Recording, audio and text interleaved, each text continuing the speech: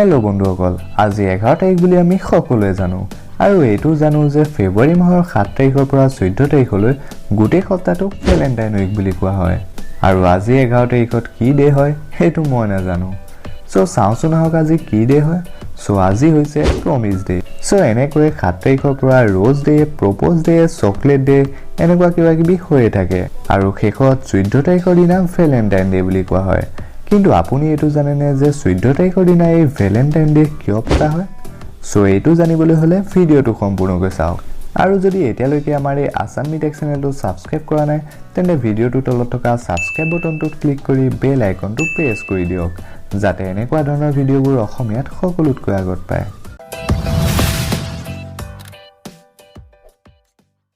বন্ধুসকল, আচলতে ভেলেন্টাইন নামৰ এজন ব্যক্তিহে আছিল আৰু তেওঁৰ আচল নাম আছিল সেইণ্ট ভেলেন্টাইন। এটা সময়ত ৰোমত এজন অত্যাচাৰী ৰজা আছিল আৰু তেওঁৰ নাম আছিল ক্লডিয়াছ।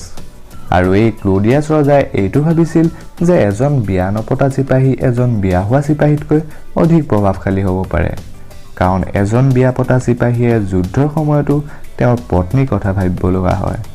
কাৰণ যদি কেনেবাকৈ তেওঁ যুদ্ধত মৰি যায় তেন্তে তেওঁৰ পৰিয়ালটো কি হ'ব?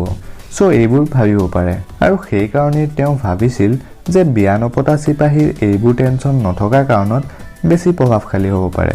আৰু এইটো ভাবিয়ে তেওঁ সকলোকে এইটো ক'লে যে তেওঁৰ ৰাজ্যত কোনো চিপাহীয়ে বিয়া পাতিব নোৱাৰিব আৰু যদি কোনোবাই এইটো নামানে তেন্তে তাক শাস্তি দিয়া হ'ব। আৰু এইটো শুনি সকলো চিপাহীয়ে দুখী অনুভৱ কৰিলে আৰু সেই কাৰণে কোনেও ৰজাৰ এই মন্তব্যটো উলংঘন নকৰিলে। কিন্তু সেইণ্ট ভেলেন্টাইনে ৰজাৰ এই মন্তব্যটোক অলপো ভাল পোৱা নাছিল আৰু তেওঁ ৰজাৰ পৰা লুকাই বিয়া নপতা চিপাহীবোৰক বিয়া পতাম বুলি ভাবি ল'লে আৰু ৰজাই গম নোপোৱাকৈ বহুতক বিয়াও পতালে। যিবোৰ চিপাহীয়ে নিজৰ প্ৰেমিকাক ভাল পায় অৰ্থাৎ নিজৰ প্ৰেমিকাৰ লগত বিয়া পাতিম বুলি ভাবে সিহঁতক ভেলেন্টাইনে ৰজাই গম নোপোৱাকৈ বিয়া পতাই দিয়ে। কিন্তু সঁচা কথা এনেও এদিন হলেও এদিন ওলাবই আৰু ভেলেন্টাইনৰ এই কাণ্ডবোৰ এদিন ক্লডিয়াছ ৰজাই গম পালে আৰু ৰজাৰ এই আদেশটো পালন নকৰাৰ কাৰণত সেইণ্ট ভেলেন্টাইনক মৃত্যুৰ শাস্তি দিবলৈ আদেশ দিলে। সেইণ্ট ভেলেন্টাইনক মৃত্যুৰ দিনটো নোহোৱালৈকে জেলতে ৰখা হ'ল। আৰু এদিন ভেলেন্টাইনৰ ওচৰত সেই জেলৰ এজন জেলাৰ আহিল, কাৰণ ভেলেন্টাইনৰ ওচৰত এনেকুৱা এটা শক্তি আছিল যিটোৰ দ্বাৰা তেওঁ কাৰোবাৰ যদি বেমাৰ থাকে তেন্তে সেইটোৰ পৰা তেওঁৰ এই শক্তিৰ দ্বাৰা মুক্ত হৈ যায়। আৰু সেই জেলাৰজনৰ এজনী ছোৱালী আছিল আৰু তাই আছিল অন্ধ।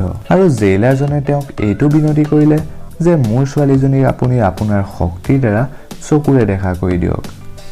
আৰু ভেলেন্টাইন এজন বহুত ভাল অন্তৰৰ মানুহ আছিল, সো তেওঁ জেইলাৰজনৰ এই বিনতি শুনি সহায় কৰিলে আৰু তেওঁৰ ছোৱালীজনীক ভেলেন্টাইনৰ শক্তিৰে ঠিকো কৰি দিলে। আৰু এই দিনটোৰ পৰা জেইলাৰজনৰ ছোৱালীজনী আৰু সেইণ্ট ভেলেন্টাইনৰ মাজত বন্ধুত্ব গঢ়ি উঠিল আৰু সেই বন্ধুত্ব কেতিয়া ভাল পোৱাত পৰিণত হ'ল সেইটো সিহঁতে গমেই নাপালে।